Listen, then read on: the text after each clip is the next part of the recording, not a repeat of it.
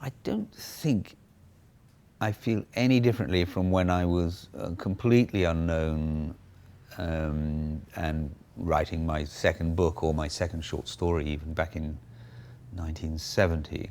The responsibility is towards the material itself. When I go in my study, close the door, there's no one there but me. That's the feeling. It's a sort of existential luxury to be in solitude, undisturbed, and to work. And I don't have any sense of how this will go down, or whom I'm addressing, or what burden of expectations are laid on me. And I regard that as a fantastic privilege. The privilege of solitude is one of civilization's blessings. And I think writers are exceptionally lucky in this. They make, well, and maybe this is true of many artists, what they do is the fruits of their solitude, and it's almost like a private matter. You know that you share your human nature with many other people, and if it concerns you, the stuff that you're working on, it will concern someone else too. That's the presumption.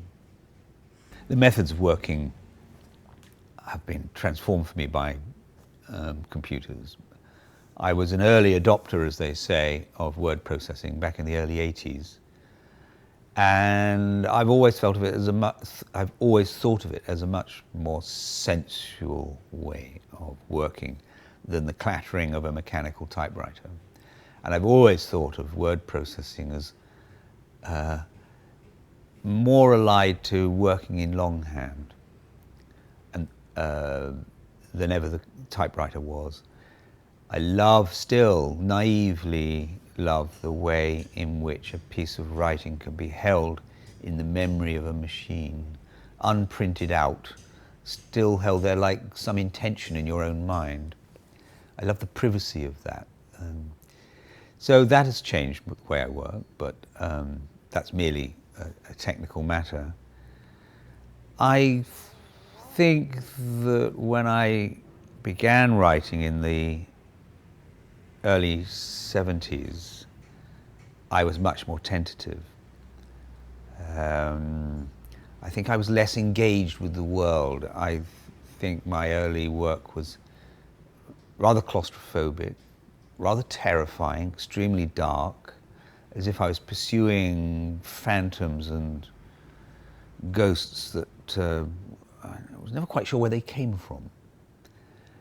Slowly, I feel that my palette, if you want to call it that, has broadened. I've become more interested in letting my fiction, especially when it's set in the present, engage with where we are, how we are, something about the state of any individual's consciousness immersed in a society.